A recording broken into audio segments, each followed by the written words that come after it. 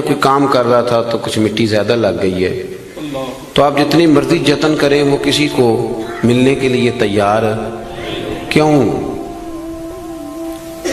وہ اس لیے کہ وہ سمجھتا ہے جب تک صفائی نہ ہو بندہ اپنے آپ کو خود آسانی میں محسوس نہیں کرتا۔ میری بات کی سمجھ آ رہی ہے آپ حضرات کو؟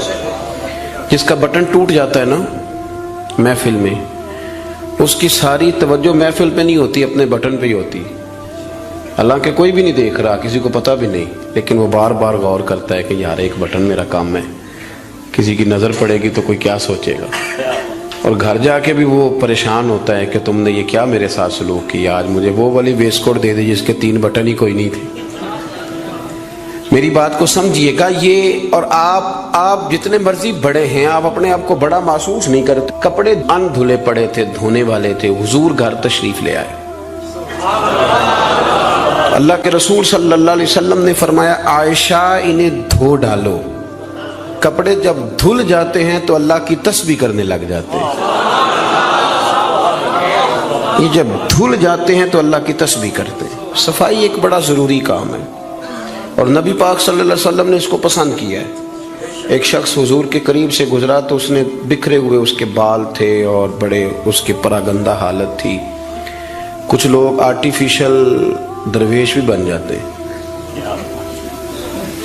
میک اپ کر کے بھی درویش بن جاتے ہیں، یعنی بلا سارا کچھ گھر میں پڑا ہے لیکن کہتے نہیں میں درویش ہو گیا ہوں، تو اس کو بھی شریعت پسند نہیں کرتی۔ تو صحیح ستہ کے اندر یہ روایت موجود ہے کہ نبی کریم صلی اللہ تعالی علیہ وسلم کے پاس سے وہ شخص گزرا تو حضور نے بلا لیا اور بلا کر کے فرمایا یہ کیا حال بنایا ہوا ہے، تیرے کپڑے کس طرح کے، کنگھی کیوں نہیں کی؟ تو اس نے اس کی حضور بس وہ سرکار فرمانے لگے تیرے اوپر تو اللہ کا بڑا فضل نہیں، بڑی خیر نہیں، رب نے بڑا مال عطا کی؟ حضور بالکل ہے۔ تو محبوب فرمانے لگے جا پھر جا کے اچھے کپڑے پہن، رب جب فضل کرتا ہے تو اس کا اثر دیکھنا پسند فرماتا ہے۔ پھر یہ جان بوجھ کے اس طرح کا رویہ تو نہ اپنا کہ کسی کو پتہ نہ چل جائے میرے پاس پیسے ہیں، ایسے نہ کر۔ تو صفائی ستھرائی، آپ ظاہری طور پر اگر آپ صاف ستھرے نہیں ہوتے تو آپ کسی محفل کے قابل نہیں رہتے۔ آپ 4 دوستوں کی محفل میں بیٹھنا اپنے لیے بوجھ محسوس کرتے ہیں، تکلیف ہوتی ہے کہ یار میرے کپڑے ٹھیک نہیں۔ صحیح بتائیے گا، اگر انسان کے کپڑے صاف ستھرے نہ ہوں اسے سکون نہیں آتا، تو اگر اس کے دل پہ میل کچیل ہو۔ بہت سارے لوگ کہتے ہیں مجھے سکون نہیں، لیکن ہم ڈرتے ہیں نا، ہم ان کو بتا نہیں سکتے، ڈرتے ہیں۔ بے سکونی کی کچھ وجوہات ہوتی ہیں، کچھ سبب ہوتا ہے۔ آپ کپڑے میلے تھے تو آپ بے سکون تھے، تو اگر آپ کا دل میلا کچیلا ہے نا، روح پہ کوئی دھبا لگ گیا ہے، یہ دھبے ہوتے ہیں۔ حسد ایک دھبے کا نام ہے، عداوت ایک دھبا ہے، تکبر ایک دھبا ہے، یہ سارے دھبے ہیں۔ اور بخاری میں نبی پاک علیہ السلام نے خود فرمایا جب تم گناہ کرتے ہو تو تمہارے دل پر سیاہ نقطہ لگ جاتا ہے، تو آپ اس نقطے کی موجودگی میں سکون میں رہیں، یہ کیسے ہو سکتا ہے؟ اور گناہ کی تعریف حضور نے یہ فرمائی کہ ما حاک فی صدرک، جو تیرے سینے میں کھٹکے، جو تیرے سینے میں کھٹکے، تو پریشان ہو کہ کسی کو پتہ نہ چل جائے، تو کراہت محسوس کرے کسی کا اس پر مطلع ہونا، تو ہمارے باطن کے اندر بڑی مصیبتیں، ہم حسد کرتے ہیں، بہت سارے لوگوں سے کرتے ہیں، ماننے کو تیار نہیں ہوتے، کرتے ہیں۔ بلکہ امام غزالی رحمۃ اللہ علیہ تو فرماتے ہیں کہ حسد تو پایا ہی مالداروں اور صاحب علم لوگوں میں جاتا ہے۔ وہ کہتے ہیں غریب آدمی ان پڑھ بندہ تو اس دوڑ میں شامل ہی نہیں ہوتا۔ اصل مسئلہ اس بات کا نہیں ہوتا کہ میرے پاس نعمت نہیں، اصل رٹا یہ ہوتا ہے کہ میرے پاس تو ہے پر اس کے پاس نہیں ہونی چاہیے تھی، ادھر کیسے چلی گئی؟ اعلیٰ حضرت بریلوی رحمۃ اللہ علیہ نے بہت ساری کتابوں کا نچوڑ ایک جملہ ملفوظات شریف میں لکھا ہے۔ اعلیٰ حضرت فرماتے ہیں حسد کرنے والا اس بندے پر اعتراض نہیں کر رہا ہوتا، حسد کرنے والا بنیادی طور پر اللہ کی تقسیم پر اعتراض کرتا ہے، اللہ کی تقسیم پر۔ ہمارے اندر یہ میل چڑھ، اور گھروں کے اندر یہ پوری ایک دوڑ شروع ہے، دیورانی کے اندر، جیٹھانی کے اندر یہ پوری دوڑ ہے، اور ایک وقت آتا ہے کہ بھائی بھائی سے حسد کرنے لگ جاتا ہے، کیسے سکون پائے گا؟ حسد ایک آگ ہے، اور ترمذی شریف کے جو لفظ ہیں حدیث کے وہ بڑے نرالے ہیں۔ نبی پاک صلی اللہ علیہ وسلم نے فرمایا حسد نیکیوں کو یوں کھا جاتا ہے جیسے خشک لکڑی کو آگ کھا جاتی، یعنی وہ کھائی جاتی ہے، لکڑی کی اپنی کوئی حیثیت باقی، تھوڑی دیر پہلے وہ لکڑی تھی اور اب وہ خاک ہے، حسد کھا جاتا ہے۔ تو اور پھر مزے کی بات یہ کہ یہاں حضور نے ایک اور بھی بات بیان کی، میں حسد نیکیوں کو کس کو کھاتا ہے؟ اس کا مطلب ہے حسد کرنے والے نیک بھی ہوتے ہیں، نیک لوگ بھی حسد، یہ سرکار نے فرمایا نا، حسد نیکیوں کو، اس کا مطلب ہے یہ حسد کرنے والے کچھ نہ کچھ نیک بھی ہوتے ہیں، نیکیاں بھی کرتے رہتے ہیں، حسد بھی کرتے رہتے ہیں۔ تو وہ ہوتا یہ ہے کہ وہ ساتھ ساتھ ضائع ہوتی ہے۔ حسد نہ کریں، رشک کریں، رشک کریں۔ آپ کہیں کیا بات ہے؟ جناب عائشہ صدیقہ رضی اللہ تعالیٰ عنہ فرماتی ہے میں نے ساری زندگی سیدہ خدیجہ الکبریٰ پہ رشک کیا ہے۔ کیا بات تھی اس عورت کی، ان کا رنگ بھی زیادہ گورا نہیں تھا، سرکار سے عمر بھی کچھ زیادہ تھی، 2 دفعہ پہلے نکاح بھی ہو چکا تھا، پر کیا قابل رشک بی بی ہے کہ جسے اپنی ساری حیات ظاہرہ میں میرے نبی پاک نے یاد کیا ہے۔ اب رشک کریں، کہیں کیا بات ہے، اللہ اسے دیا تو مجھے بھی دے، رشک سے۔ کنز الاموال میں حدیث ہے، حضرت عائشہ صدیقہ رضی اللہ تعالیٰ عنہ فرماتی ہیں دوپہر کے وقت نبی پاک صلی اللہ علیہ وسلم کے صحابہ حضور سے ملنے نہیں آتے تھے، دوپہر کے کھانے کے بعد سرکار آرام کرتے تھے، کیلولا فرمایا کرتے تھے۔ ایک بوڑھی آ گئی ملنے، اس وقت صحابہ نہیں آتے تھے، بوڑھی آ گئی اور دروازے پہ آ کے جب اس نے اپنی آواز نکالی نہ، پوچھا کون ہے، تو اس کی آواز، کچھ آوازیں بندہ بڑا ان کا شناسا ہوتا ہے نا، وہ بڑی ذرا ٹھہر جا مؤذن میرا دل دھڑک رہا ہے، وہ کہیں کعبہ گر نہ جائے تیری شوخ اور مست اذان سے، کچھ آوازیں بندے کے کان میں پڑتی ہیں تو مزہ آتا ہے نا۔ تو وہ خاتون باہر جب بولی تو سرکار دو عالم علیہ السلام آرام فرماتے فٹافٹ اٹھ گئے، حضور نے دروازہ کھولا، بوڑھی کو بٹھایا، کھانا کھلایا، دیر تک وہ باتیں کرتی رہی، سرکار جواب دیتے رہے۔ اور جناب عائشہ صدیقہ کہتی ہیں لوگ پہلے بھی بڑے آتے تھے پر آج ذرا انداز نرالا تھا، حضور نے بڑی محبت کی، جانے لگی تو حضور نے تحفے بھی بڑے ہی دیے، میرے کریم نے بڑا ہی پیار کیا، بڑا نوازا۔ میرے دل میں خیال آیا کہ یہ خاتون جاتی ہے، حضور بھی جائیں گے، رات کو واپس لوٹیں گے تو میں پوچھوں گی یہ کون تھی، لیکن وہ چلی گئی، حضور تو لیٹ گئے اور گہری سوچ میں چلے گئے۔ جناب عائشہ کہتی ہے میں قربان جاؤں، میں قریب گئی، قدموں میں بیٹھ کے عرض کی حضور دنیا تو پہلے بھی بڑی آتی ہے، یہ بی بی کون تھی؟ تو میں نے بات کی تو حضور رو پڑے، اٹھ کے بیٹھے، سرکار فرمانے لگے عائشہ یہ بی بی میری پہلی زوجہ سیدہ خدیجہ الکبریٰ کی سہیلی تھی، ان کی سہیلی تھی یہ عائشہ، خدیجہ کے دور میں آتی تھی، خدیجہ کھانا کھلاتی تھی، وقت دیتی تھی، پیار کرتی تھی۔ فرمایا آج میں نے اس روایت کو زندہ کیا، حسن العہد من الایمان، تعلق اچھے طریقے سے نبھا دینا یہ بھی ایمان کا حصہ ہے۔ حضرت عائشہ اس کو بیان کر رہی، آپ دیکھیں صحابہ ایک دوسرے کی شان بیان کرتے۔ حضرت عائشہ صدیقہ سے پوچھا گیا، بخاری مسلم دیکھیے، توجہ ہے میری بات پر؟ حضرت عائشہ صدیقہ سے کسی نے پوچھا نبی پاک صلی اللہ علیہ وسلم کو سب سے زیادہ پیارا کون؟ جناب عائشہ صدیقہ سے پوچھا سب سے زیادہ پیارا کون؟ تو جناب عائشہ کہنے لگی یہ صاف ستھری بات ہے، سیدہ فاطمہ الزہرا۔ اس شخص نے فوراً پوچھا، مشکات دیکھیے اٹھا کے، اس نے پوچھا جی مردوں میں؟ تو آپ نے فرمایا فاطمہ کے شوہر علی المرتضیٰ۔ فوراً ایک دوسرے کی شانیں بیان ہو رہی ہیں، ایک دوسرے کی عظمتوں کا تذکرہ ہو رہا ہے۔ مولا علی شیر خدا کرم اللہ تعالیٰ وجہ الکریم فرمایا کرتے تھے میں تمہیں بتاؤں سب سے بہادر کون ہے؟ حضور بتائیے، فرمایا ابو بکر صدیق۔ فرماتے وہ بدر کی رات جب حضور کے چھپر شریف کا پہرا دینا تھا، چھپر کا پہرا دینا تھا حضور کے چھپر شریف کا، تو بڑا مشکل کام تھا، کون وہاں کھڑا ہو؟ تو فرماتے ہیں لوگ ابھی سوچ رہے تھے کہ وہاں کون جائے گا، سوچ رہے تھے کہ کون جائے گا، لیکن ابو بکر تلوار لے کے کھڑے ہو گئے، کہنے لگے کوئی اور کیوں جائے گا، میں حضور کے اس چھپر شریف کی پہرے داری کروں۔ تو ایک دوسرے کی تعریفیں کر رہے ہیں، ایک دوسرے کی فضیلتیں بیان کر رہے ہیں، یہ رشک کرتے تھے۔ اسد ہمارے ہاں نا کار تعریف ہی رہے ہوتے ہیں، پر وہ ہلکا سا نچوڑے تو اندر سے اثر نکلنا شروع ہو جاتا ہے. لمبا بھی نہیں نچوڑنا پڑتا, بس ہلکا سا. کہتے ہیں باقی تو ساری باتیں ٹھیک تھیں, لیکن آپ نے دیکھا ہے آنے جانے میں نخرہ کتنا تھا. بس وہ نکل آیا, وہ نچوڑ لیا, وہ گیا کام سے, سارا کچھ ختم ہو گیا. وہ ایک بات میں طے, حسد نہیں کریں, آپ کو تکلیف دے گا, آپ اذیت میں آئیں. پھر ایک اور بیماری ہے جس کا نام تکبر ہے.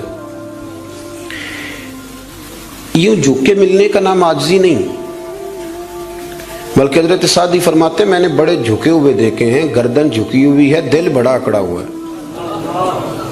فرماتے ہیں یہ ان کی ادا ہے, یہ ادا بھی تجھ کو ہی زیب ہے, تیری عاجزی بھی فریب ہے. تو کہیں کہیں نا لوگ اس طرح بھی کرتے ہیں. عاجزی تو دل کا نام ہے کہ آپ کے اندر اخلاص کتنا ہے, آپ کتنے جھکے ہوئے ہیں, آپ کس قدر پیار کر. بہت سارے لوگوں میں تکبر ہے, مجھے مانو, مجھے تسلیم کرو. اور میں آپ کو کیا بات بتاؤں دنیاوی لوگوں کی, میں تو دینی محفل میں دیکھتا ہوں. یہ کوئی علاقے کا چودھری اگر کسی محفل میں آ جاتا ہے تو گردن اونچی کر کر کے نقیب کو دکھاتا ہے کہ میں پیچھے بیٹھا ہوں, حالانکہ میں چودھری ہوں. تو اونچی کر کر کے گردن, عادت پڑ گئی نا اسٹیج پہ بیٹھنے کی, پیچھے مزہ ہی نہیں آتا. حالانکہ شان تو رب دیتا ہے, آپ جہاں بھی بیٹھے ہیں اگر آپ قابل اکرام ہیں تو پھر آپ قابل احترام ہی ہیں. لیکن یہ لوگوں پہ تسلط جما کے اپنے آپ کو, مطلب کتنا چھوٹا بندہ ہے جو کسی کے بارے میں یہ کہتا ہے کہ یہ میرا ملازم ہے. اس سے کیا ثابت کرنا چاہتا ہے وہ؟ یہ دو جملے کہہ کہ میرے پاس اتنے پیسے ہیں ملازم رکھ سکتا ہوں کیا؟ میں ایک یونیورسٹی میں گیا کچھ بیان کرنے کے لیے, تو ایک بچہ مجھے کہنے لگا پیر صاحب ایک بات بڑی دل میں پریشان کرتی ہے, کسی لبرل آدمی نے کر دی تھی تو ڈرتا میں کرتا نہیں, کہیں مجھے کوئی بے ادبی نہ کہہ دے. ہمارے ہاں ایک ظلم یہ بھی ہوتا ہے کہ ادب سکھانے سے پہلے بے ادبی کا لائسنس جاری کر دیا جاتا ہے. حالانکہ پہلے ادب سکھایا جائے, پھر اگر کوئی بے ادبی کرے تو پھر اسے بے ادب. ہم ادب نہیں سکھاتے لیکن بے ادبی کا تانا فٹافٹ دے دیتے. میں نے کہا جناب آپ پوچھیں, اگر مجھے جواب آتا ہوا تو میں بتا دوں گا, نہیں تو میں کسی سے پوچھ کے بتا دوں گا, آپ بتائیے. وہ کہنے لگے جی مجھے کسی نے کہا ہے کہ نبی پاک صلی اللہ علیہ وسلم کے زمانے میں غلامی ختم نہیں ہوئی تھی. اس زمانے میں غلام بکتے تھے اور اسی طرح بکتے تھے, خریدے جاتے تھے, تو ایک آرڈر فرما دیتے غلامی ختم ہو جاتی. اور میں نے کہا یار یہ تو بڑا سوال ہی نہیں ہے, آپ بلا وجہ ڈر رہے ہیں, یہ کوئی بڑا سوال ہے. یہ حضور نے غلامی ختم کر دی تھی. آپ پڑھیے ابو داؤد شریف, ختم ہو گئی غلامی. توجہ ہے میری بات پر؟ ادھر دیکھا جی میری طرف, حضور نے غلامی ختم کر دی, غلامی رہی نہیں. کہنے لگے وہ کس طرح؟ میں نے کہا ابو داؤد شریف پڑھ لیں. حضرت ابو ذر غفاری رضی اللہ تعالیٰ عنہ فرماتے کلمہ پڑھنے آیا, جب واپس جانے لگا تو حضور نے بڑی نصیحتیں فرمائی. ان میں سے ایک نصیحت حضور نے یہ کی, ابو ذر یاد رکھنا تمہارے غلام تمہارے بھائی ہیں. غلام تو وہ رہے ہی نہیں, انہیں تو مدینے والے رسول نے بھائی بنا دیا ہے. آپ کو کس نے کہا وہ غلام ہے؟ وہ غلام, میں سیاستہ کی روایت پیش کر رہا ہوں. فرمایا تمہارے غلام تمہارے, ادھر دیکھیں میری طرف, تمہارے غلام تمہارے بھائی ہیں. اور نبی کریم نے فرمایا جس طرح کا خود کھانا اسی طرح کا انہیں کھلانا, جس طرح کا خود پہننا اسی طرح کا انہیں. غلام رہے گا جب وہ آپ کے جیسے کپڑے پہنے گا. آپ وہ الگ بات ہے کہ جتنا مرضی وہ ہیومن رائٹس پہ بات کرے, انسانی حقوق کی تنظیمیں چلائے, غلام کو ملازم کو اس طرح کی روٹی نہیں کھلاتا جس طرح کی خود کھاتا ہے, اسے اس طرح کے کپڑے پہناتا نہیں جس طرح کے خود پہنتا ہے. لیکن نبی پاک علیہ السلام نے یہ اعزاز فرمایا جس طرح خود کھانا اسی طرح انہیں کھلانا, جس طرح کا خود پہننا اسی طرح کا انہیں پہنانا.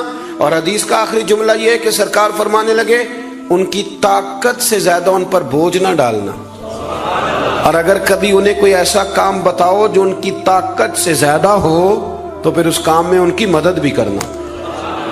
مجھے بتلائیے, غلام تو غلام رہے نہیں, حضور نے تو سیٹ ہی ختم کر دی, انہیں بھائی بنا دیا ہے. وہ تو سیٹ ہی ختم ہو گئی, تو آپ یہ کیسے کہہ سکتے ہیں کہ غلامی ختم نہیں ہوئی؟ حضور نے تو انہیں بھائی بنا دیا. بھائی, ہمارے ہاں نا بڑا مزہ آتا ہے یہ کہہ کہ میرے 6 ملازم ہیں, بڑا مزہ آتا ہے. اور بڑا بندہ راضی ہوتا ہے جب وہ گاڑی میں بیٹھا ہوتا ہے تو 15 بندے آگے دوڑ رہے ہوتے ہیں, اس کو بڑا لطف آ رہا ہوتا ہے. لیکن اسے نہیں پتا کہ اس کے اندر تکبر آ گیا. اب اس کے اندر ایک چیز پیدا ہو گئی جو اسے خراب کرے گی، وہ پھر کرسیاں ڈھونڈتا پھرے گا، اسے کہیں مزہ نہیں آئے گا۔ وہ نورانی محفل کے اندر بھی، روحانی محفل کے اندر بھی وہ تلاش کرے گا کہ کوئی مجھے جان لے، کوئی مجھے پہچان لے۔ وہ ہر جگہ پروٹوکول کا عادی ہو، اسے بیماری لگ جائے، کسی جگہ قرار نہیں پائے گا۔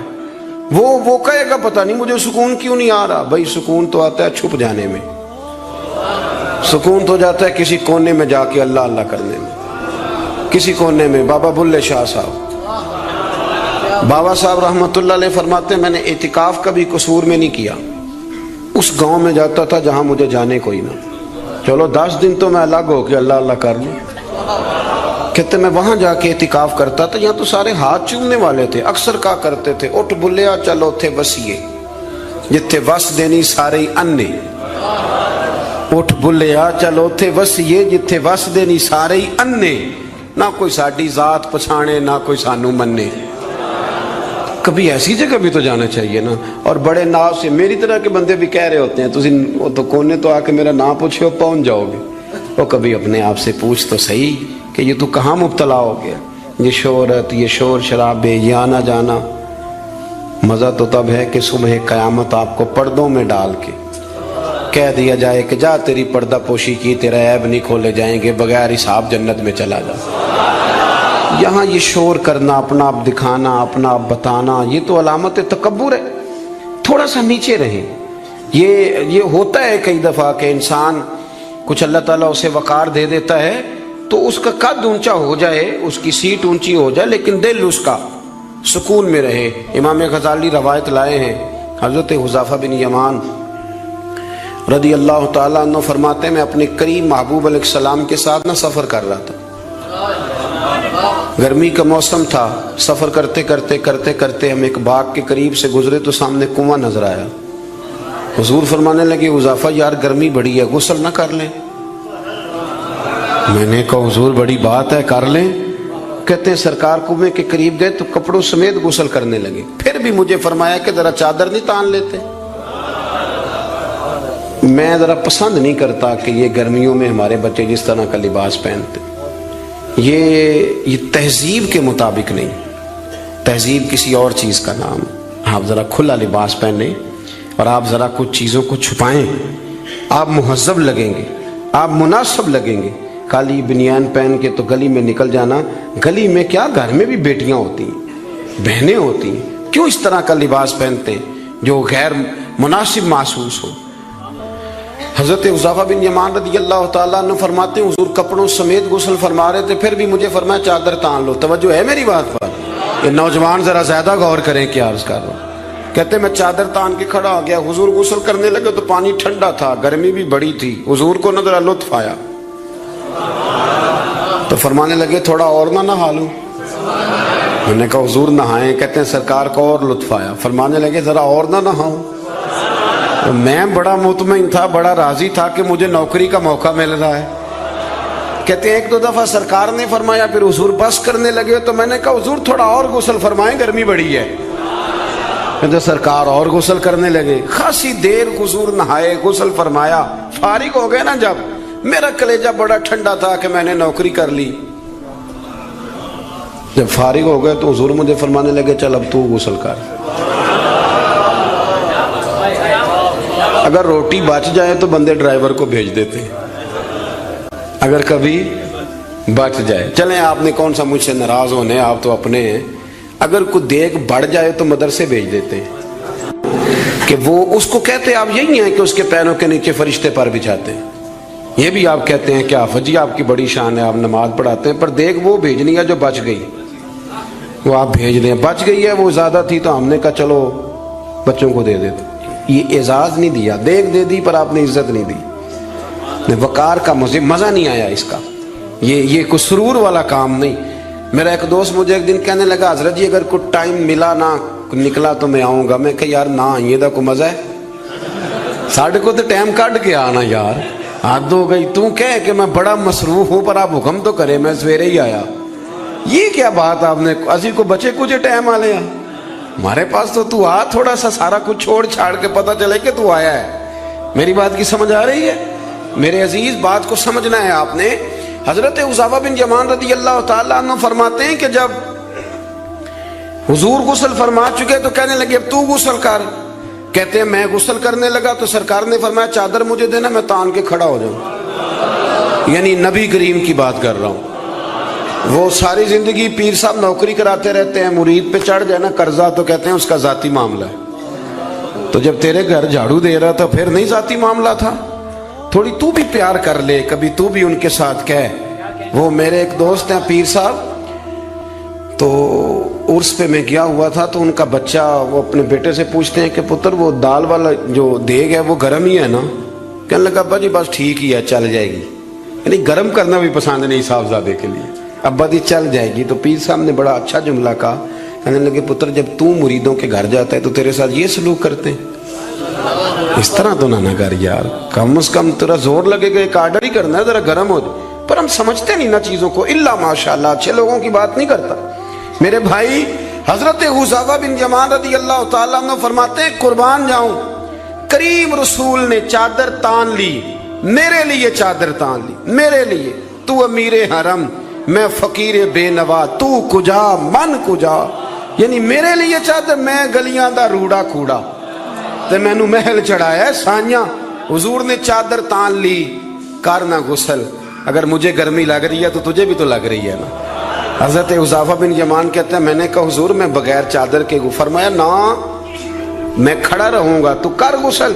حضرت حذیفہ بن یمان کہتے ہیں تھوڑا سا غسل کر کے میں نے چھوڑ دیا. حضور فرمانے لگے نہیں اور نہا ذرا. کہتے ہیں میں نے عرض کی یا رسول اللہ صلی اللہ علیہ وسلم میں نہا لیا. فرمایا نہیں تھوڑا اور غسل کر. فرماتے میں نے اور غسل کیا. تھوڑی دیر کے بعد فارغ ہوا, میں نے کہا حضور مہربانی فرمائیں میں نہا چکا. تو فرمانے لگے نا ہمیں اتنی دیر میں نے کیا ہے, تو بھی اتنی دیر غسل کر. حضرت حذیفہ بن یمان کہتے ہیں میں رو پڑا. میں نے کہا محبوبہ تیرے کرم پہ قربان جاؤں, اب بس کرے. حضور میں نہا چکا ہوں. تو حضور فرمانے لگے حذیفہ گھر سے اکٹھے نکلے تھے نا, گرمی میں ایک جیسا سفر کیا ہے نا یار, تو غسل کر. مجھے اچھا لگا یار یہ کیا سٹیٹس ہم نے بنا لیا. ہم اپنوں کے بیچ بھی اسی طرح رہیں گے. ہم اپنوں کے بیچ جو ہمارے اپنے ہیں ہم ان سے بھی کبھی, میں مسجد میں بیٹھا ہوں باوضو, ابھی میں نے عشاء پڑھی ہے. کو دیانتداری سے بتاتا ہوں, میں بیمار ہو گیا تو بڑی میری ٹانگوں میں ٹائیفائڈ بخار تھا, تو بڑی سخت تکلیف میری ٹانگوں میں آئی, اذیت آئی. مجھے چلا نہیں جاتا تھا, چھڑی پکڑ کے میں چلتا تھا. میری اماں جی حیات تھیں, میں نے ان سے کہہ دیا کہ بڑی ٹانگوں میں درد ہے. تو میں سو گیا, میری آنکھ کھلی تو میری ماں میری ٹانگیں دبا رہی تھی. میری ماں میری ٹانگ, اور میری جیسے آنکھ کھلی تو میں نے جھٹ سے اپنی ٹانگوں کو سمیٹا. میں نے کہا اماں جی آپ یہ کیا کر رہی ہیں؟ تو میری اماں جی نے کیا, وہ بیمار رہتی تھی, شوگر تھی, کہنے لگی پتر تو نہیں میری روز دباندہ. آپ بات کو سمجھے نا. وہ وقت گزر گیا, وہ انتقال کر گئی, 8-9 سال بیت گئے, پر وہ کبھی اس وقت کو یاد کرتا ہوں تو دل ٹھنڈا ہو جاتا. ہمارا تو سٹیٹس اتنا خوفناک ہو گیا کہ ہمارے اپنے ترستے رہتے ہیں کہ چلو 2 جملے پیار کے بول دے, 2 جملے, اور کسی کے لیے بھی نہیں یار, کسی کے لیے. سیدہ طیبہ طاہرہ حضرت عائشہ صدیقہ آپ فرماتی ہیں لوگوں ہم اس رسول کے ماننے والے ہیں جو جملوں کا بھی خیال کرتے تھے. کسی کی آج انداز تکلم کس طرح کا ہے, کوئی کس طرح, اس کا بھی حضور خیال کرتے. ایک دن مجھے گھر میں بیٹھے بیٹھے فرمانے لگے عائشہ جب تو راضی ہوتی ہے تب بھی مجھے پتہ چل جاتا ہے, اور جب تو ذرا تھوڑا سا دل میں کوئی بات رکھتی ہے تو پتہ مجھے پھر بھی چل جاتا ہے. تو جناب عائشہ کہتے ہیں میں نے فٹافٹ عرض کی حضور مجھے میری ماں روئے. میں اور آپ کے فرمایا چپ کر ذرا سن تو لے, پہلے ذرا سن تو صحیح نا, ذرا سن یا رسول اللہ حکم کریں. تو محبوب فرمانے لگے کبھی کبھی کسی دوسری بیوی کے پاس ذرا وقت گزاروں تو تیرے دل میں بات تو آ ہی جاتی ہے نا, ذرا سن نا, حضور حکم کریں. تو محبوب فرمانے لگے جب تو راضی ہوتی ہے نا تیرا طریقہ ہے کبھی کبھی قسم اٹھاتی ہے. جب تو ہوتی ہے نا مجھ سے ناراض تو تو کہتی ہے مجھے ابراہیم کے رب کی قسم, مجھے حضرت ابراہیم علیہ السلام کے رب کی قسم. اور جب تو راضی ہوتی ہے تو فرماتی ہے مجھے محمد عربی کے رب کی قسم. میں سمجھ جاتا ہوں کہ آج کوئی بات. جناب عائشہ کہتی ہیں میں بڑا روئی. حضور نے فرمایا کیوں روتی ہے؟ میں پھر رو پڑی. حضور نے فرمایا میں نے تو تیرے احساسات بیان کر تو رو پڑی. کہنے لگی روتی اس لیے ہوں کہ اللہ نے کیسا کریم رسول عطا فرمایا، حضور لفظوں جملوں تک کا احساس، فکریں کس طرح کے بیان کر رہا ہے، آج اس کا ذہن کس طرف چلا گیا، اس بات کا بھی خیال ہمارا تو یقین کریں وہ بلند و باغ مزاج جانے ہمیں کہاں جا کے کھڑا کرے گا، کس جگہ پہ جا کے ہم رکیں گے۔ بڑا شوق ہے لوگوں کی گردنیں جھکانے کا، بڑا ہمیں شوق ہے، یہ میرا ملازم ہے، گھر میں بھی گئے ہیں تو 2-4 بندے کھڑے ہونے چاہیے اعزاز کے لیے، تھوڑا سا جھکے تو صحیح، تھوڑا پیار کرنا تو شروع کریں، تھوڑا یہ آپ کی گردن دیکھیں نا، جو بالکل اکڑ جائے وہ مردہ ہوتا ہے، اور جس میں کچھ نہ کچھ لچک ہو وہی تو زندہ ہوتا ہے۔ اگر آپ پکڑے ہوئے ہیں، اکڑ گئے ہیں، آپ کو اپنے علاوہ، وہ کسی نے کہا تھا خدا مجھے ایسی خدائی نہ دے کہ اپنے سوا کچھ دکھائی نہ دے۔ کیا لے کے جانا ہے اس دنیا سے اگر آپ چند منٹ کسی سے پیار ہی نہیں کر پائے، کسی کا احساس ہی آپ کی طبیعت میں نہیں آیا، آپ کو ذرا خیال ہی نہیں آیا کسی کی بابت، لیکن ہمارا وہ احساس کدھر گیا؟ اصل بات یہ ہے کہ اندر تکبر چھپا لیا ہے، اب وہ نکلتا نہیں، کھٹکتا بڑا ہے، تنگ بڑا کرتا ہے، بڑی آرزو ہے کہ جانا جاؤں پہچانا جاؤں، سمجھتے نہیں۔ مولا کائنات شیر خدا علی المرتضیٰ حضرت مولا علی کرم اللہ تعالی وجہہ الکریم کوفے میں تشریف فرما تھے تو غلام سے کہنے لگے چل ذرا شاپنگ کرنے چلیں۔ کس سے؟ بول کے بتائیے، لے گئے ہو کبھی ملازم کو ساتھ؟ ہم تو ابا جی کو نہیں لے کے جاتے، حالانکہ ان کو کبھی کبھی لے جائیں تو انہیں بڑا اچھا لگے۔ کبھی کبھی والد صاحب سے کہیں نا کہ موسم بدل رہا ہو 2 جوڑے لینے چلے، ہم لے کے جائیں کبھی ان کو ساتھ بٹھا کے، ان سے کہ ابا جی آئیں میرے لیے کپڑے پسند کریں۔ ان بیچاروں نے بوڑھوں نے کیا پسند کرنا ہے، پر آپ ساتھ لے کے جائیں گے تو ان کا دل بڑا ٹھنڈا ہوگا۔ لیکن یہ کام بھی ہم یاروں کے ساتھ ہی کرتے ہیں، والد کو کہاں لے کر کے جاتے ہیں۔ مولا علی شیر خدا غلام سے فرمانے لگے چل نا یار کپڑے خریدنے۔ خادم کہتا ہے میں ساتھ گیا، حضرت علی نے 2 جوڑے خریدے، فرمایا آج 2 لینے بھی، ایک تیرا ایک میرا۔ کہتے ایک خاصا مہنگا لیا، ایک ذرا سستا لیا۔ میں فوراً سمجھ گیا مہنگا آقا کا ہے اور سستا اسی طرح ہی ہوتا ہے نا، مہنگا جوڑا آقا کا ہے اور سستا غلام کا ہے۔ کہتے ہیں تھیلے میں کپڑے ڈالے، میں نے اٹھائے، میں غلام تھا، وہ چوک آ گیا جہاں سے مولا علی نے اپنے حجرہ نور میں جانا تھا اور میں نے اپنے گھر جانا تھا۔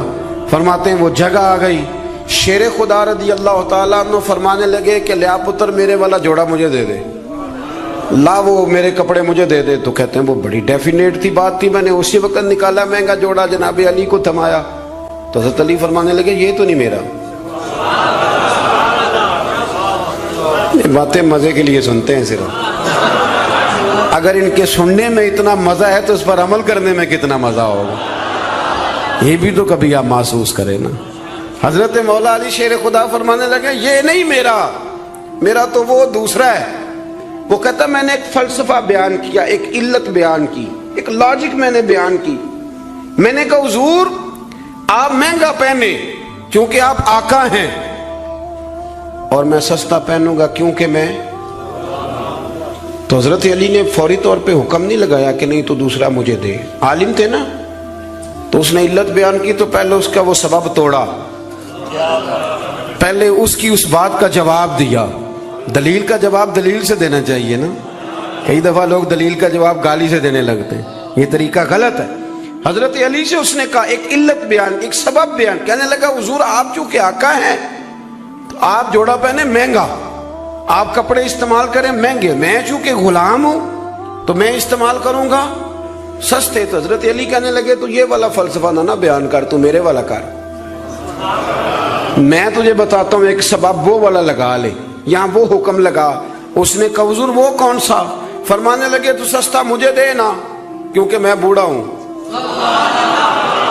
اور تو مہنگا استعمال کرنا اس لیے کہ تو جوان ہے، اور جو جوان ہوتے ہیں وہ مہنگے کپڑے پہنتے ہیں۔ فرمایا یہ والا نقطہ یہاں لگا نا، یہ کلیہ یہاں استعمال کر۔ تو خادم کہتا ہے کہ حضرت علی نے مجھے شان بھی دے دی، اعزاز بھی دے دیا، اور مجھے بات بھی سمجھا دی۔ تیسری بات ہے اس کا بھی ضرور خیال رکھیں ہمیشہ اپنی زندگی کے اندر، آپ کو سکون ملے گا، آپ کو اطمینان ملے گا۔ ہم نا آرام پسند بہت ہو گئے. سب سے زیادہ ہمیں پریشان وہ بندہ کرتا ہے جو ہمارے آرام میں تھوڑا سا خلل ڈالتا ہے. اسپیکروں پہ پابندی کیوں لگی بھلا؟ جھگڑے اب کوئی نہیں ہوتے تھے، اب کہاں دور رہ گیا؟ اب تو صرف لوگوں کی نیند خراب ہوتی تھی، اور جو سوسائٹیوں میں رہتے ہیں نا ان کے لیے زیادہ مسئلہ تھا. ہم ذرا سا بھی اپنی نیند قربان کرنا، اپنے اوپر تھوڑا بوجھ لینا پسند نہیں کرتے. رات کو کچھ لوگوں کو جاگتے رہنا بڑا ضروری ہے. ڈاکٹر کے لیے اپنا موبائل آن رکھ کے اسے سونا چاہیے، یہ میری گزارش ہے. اس لیے کہ کسی وقت بھی کوئی مریض اس کو فون کر سکتا ہے. جو لوگ سیکیورٹی اداروں سے تعلق رکھتے ہیں ان پر ضروری ہے کہ وہ رات بھی اپنے موبائل کو آن رکھے. جن کی ذمہ داری میں کچھ لوگ ہیں، میرے پاس ایک ایسا نمبر ہے، رات بھر وہ نمبر، میرے پاس مدرسے کے بچے ہیں، وہ کسی وقت میری ضرورت پڑ سکتی ہے. مجھے سینکڑوں دفعہ کہا ہے، گھر والوں نے بھی باہر والوں نے بھی، کہ آپ اس کو بند کر دیں. تو میں کہتا ہوں پھر یہاں تو مدرسہ بھی بند کروں گا. کیا ہو جائے گا؟ مثلا نیند تو اگر اللہ آپ کو سکون دینا چاہے تو 20 منٹ کی نیند میں نیند پوری ہو جاتی ہے. اور اگر وہ مالک بے نیاز ہے، کبھی نہ سکون آئے تو سارا دن نہ بستر سے نکلے، سستی نہیں جاتی. صحیح کہہ رہا ہوں میں؟ تو تھوڑی اگر آپ اپنی نیند قربان کر لیں گے کسی کے لیے، کسی کو سکون دینے کے لیے، تھوڑی سی نہیں دیتے ہم. ہمیں تو بس یہ ہے کہ میرے لیے سارے جاگیں گے، میں نہیں اٹھوں گا کسی کے لیے. ہر آدمی ہائی الرٹ کھڑا رہے. اس سے انسان بہت بڑا خود غرض ہو جاتا ہے، اور جب وہ کسی کو سکون نہیں دیتا تو پھر اسے نیند بھی نہیں آتی. اگر ہم تھوڑا اشار کریں. حضرت انس بن مالک رضی اللہ تعالیٰ عنہ فرماتے ہیں، رات کا وقت تھا، مدینے کے کونے سے چیخنے چلانے کی آواز آنے لگی بڑی شدت کے ساتھ. قاضی ایاز رحمۃ اللہ علیہ نے بھی لکھا ہے، اور بھی دیگر سیرت نگاروں نے نقل فرمایا ہے، ایک کونے سے تیز آواز چیخنے کی آنے لگی. فرماتے ہیں سب لوگ جمع ہو گئے جن کے کانوں میں آواز گئی. ہم نے نیزے، تیر، تلواریں، ساری چیزیں جمع کرنی شروع کر دی کہ ادھر جاتے ہیں اور جا کے دیکھتے ہیں وہاں کیا ہے. کہتے ہیں ہم تیاری کر چکے جب، اور ہم نے منصوبہ بنا لیا، اور جب ہم نے رخ پھیرا نا ادھر جانے کے لیے تو اللہ کے نبی صلی اللہ علیہ وسلم وہاں سے واپس آ رہے تھے. اور کہتے ہیں حضرت ابو طلحہ انصاری رضی اللہ تعالیٰ عنہ کے گھوڑے پر آپ سوار تھے، اور گھوڑے کی پشت پر کوئی اور چیز نہیں تھی، یعنی کوئی کجاوا نہیں ڈالا، کوئی کپڑا نہیں ڈالا، ننگی پشت پر حضور سوار تھے، ہاتھ میں ایک نیزہ تھا. اور حضور اکیلے گئے، اکیلے واپس آئے، اور آ کے فرمایا بھی سو جاؤ، کوئی پریشانی کی بات نہیں. وہ جانور لڑ پڑے تھے، میں دیکھ آیا ہوں، کچھ بھی نہیں ہے، سارے آرام سے سو جاؤ، کوئی ایسا مسئلہ نہیں. حضرت انس کہتے ہیں باقی تو ساری دنیا سو گئی تو میں ساری رات سوچتا رہا کہ محبوب تو ہماری سوتے ہوئے بھی نگہبانی فرماتے. جو حضور سب سے پہلے چلے گئے، دیکھ کے لوٹ بھی آئے، اس کا مطلب ہے کہ سرکار جاگ رہے تھے. حضور نے ویسے بھی فرمایا ہے کہ میری آنکھیں بند ہوتی ہیں، دل میرا بیدار ہی رہتا ہے. آپ یقین کریں اتنی خود غرضی، وہ پھر آہستہ آہستہ وہ خود غرضی. ہم پہلے خود غرض ہوتے ہیں، اپنے ابا جی سے کہتے ہیں کہ اب میرا گزارا نہیں ہوتا، میرے بھی بچے ہیں. یہاں سے ہم آغاز کرتے ہیں خود غرض ہونے کا. پھر کچھ عرصے کے بعد ہمارے بچے ہمیں کہنا شروع ہو جاتے ہیں کہ ابا جی اب ہمارا گزارا نہیں ہوتا، ہمارے بھی تو بچے ہیں نا. پھر وہ کبھی گونجتا ہے ہمارے کانوں میں ہمارا اپنا قول جو ہم نے کبھی کیا تھا اپنے والد کے لیے. اپنی زندگی میں اگر آپ عاجزی لے آئیں، انکساری لے آئیں، حسد چھوڑ دیں، پیار لے آئیں، رشک لے آئیں، اپنی زندگی کے اندر تھوڑا سا کسی کے لیے احسار کرنا شروع کر دیں، قربانی دینا شروع کر دیں، تھوڑا سا اپنے اوپر ہلکا سا بوجھ ڈالیں، تو شاید وجود تھوڑی دیر کے لیے تھک جائے لیکن روح کو بڑی آسودگی حاصل ہوگی، دل آپ کا سکون میں آ جائے گا. آپ ایسے محسوس کریں گے کہ میں اصلاح پذیر ہو گیا ہوں، میرے باطن کے اندر جو میل کچیل تھے وہ چھٹنے لگے، وہ دھبے اب آہستہ آہستہ کر کے دور ہونے لگے ہیں. آپ کی اس محفل میں بھلا مہمان خصوصی کون ہے؟ یہ بزرگ مشائخ تو آئے ہیں، ہماری سرپرستی کر رہے ہیں، لیکن اس محفل کا سب سے خاص بندہ وہ ہے جس نے محفل سے پہلے مسجد میں جھاڑو دیا، جس نے صفیں بچھائیں، جس نے اشتہار لگایا، جس نے جذبہ کا اظہار کیا. اس بیچارے کی شاید فوٹو بھی نہ آئے، بہت سارے لوگوں سے جانے بھی نہ، لیکن میں نہیں جانتا، حضرت نہیں جانتے، مفتی صاحب نہیں جانتے، پر جس رب رسول کے لیے کیا وہ تو جانتے ہیں نا۔ اچھا وہ میں نے اس طرح کے کارکنوں کو اکثر دیکھا ہے کہ وہ دور کھڑے مسکرا رہے ہوتے ہیں محفل کو دیکھ دیکھ کے، میرا جلسہ بڑا کامیاب ہو گیا، دیکھو جی میری محفل۔ ان کو جو آسودگی حاصل ہوتی ہے نا دوسروں کو صفحے بچھا کے دینے میں، اعزاز دینے میں، محنت کرنے میں، شہرت تو کسی اور کی ہوئی، پوسٹر پہ نام تو میرا لگا، فوٹو تو میری لگی، اس بندے نے کیا کمایا؟ اس نے اپنے دل کا سکون حاصل کیا، اس نے راحت کمائی، وہ ٹھنڈا ہوا، اسے اللہ تبارک و تعالیٰ نے سکون کی دولت دی۔ وہ رات کو جب سوئے گا تو کہے گا میں نے کمال نہیں کر دی، حالانکہ کسی کو کوئی پتہ نہیں، اس کی وہ جو ساری باتیں ہو رہی ہیں وہ رب رسول کے ساتھ ہو رہی ہیں، اللہ نبی۔ یہ والا سکون تلاش کریں، پھر آپ دیکھیں کتنی جلدی اللہ تعالیٰ آپ کے دل کو سکون دیتا ہے۔ یہ زیادہ دور نہیں ہے، یہ بہت مشکل کام نہیں ہے، کچھ چلے مجاہدے کرنے والا کام نہیں، یہ تھوڑا سا دل کی نگرانی کرنے والا کام۔ ملے خاک میں اہل شان کیسے کیسے، مکی ہو گئے لا مکاں کیسے کیسے، ہوئے نامور بے نشان کیسے کیسے، زمیں کھا گئی نوجوان کیسے کیسے، جگہ جی لگانے کی دنیا نہیں ہے،